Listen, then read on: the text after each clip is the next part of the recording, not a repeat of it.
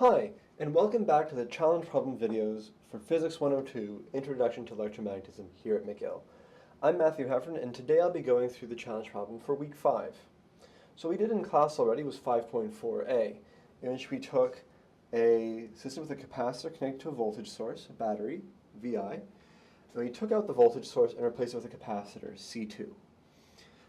After doing that, we knew that the voltage was 15 volts across here, and we knew the value of C1, and rearranging, we were able to find the value of C2, which I've shown here. Now, what we're going to do in 5.4b is we're going to add something here to C2. We're going to add a dielectric. And a dielectric comes with a dielectric constant, kappa, so we call it kappa. And here we're going to insert a dielectric with a constant of 5. One important thing to note is then that C2 we found earlier is C2 in a vacuum. So we call it C2 vacuum.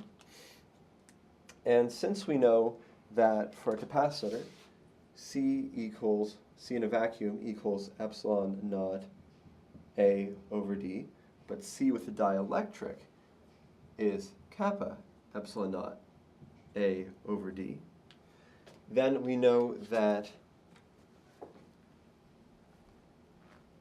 C2 is just equal to kappa times C2 in a vacuum.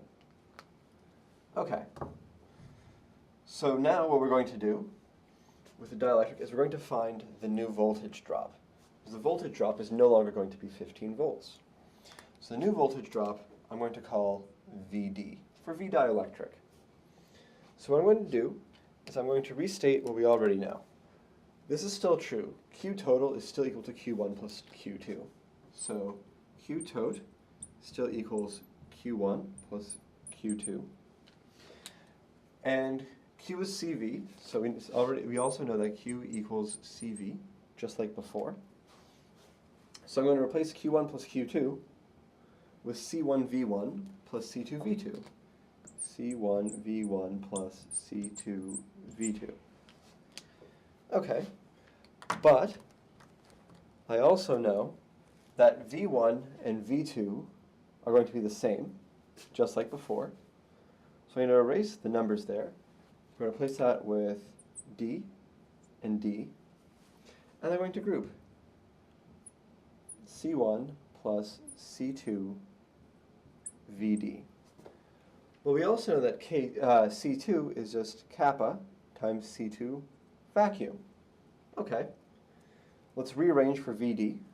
Now VD is equal to Q tot over C1 plus kappa C2 vacuum.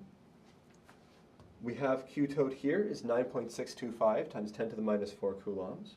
We have C1, 7.7 microfarads, which hasn't changed. We have kappa, which is 5. We have C2 vacuum, which is 56.47 microfarads. So plug in those values, and you find the solution is VD equals 3.32 volts. And there we go.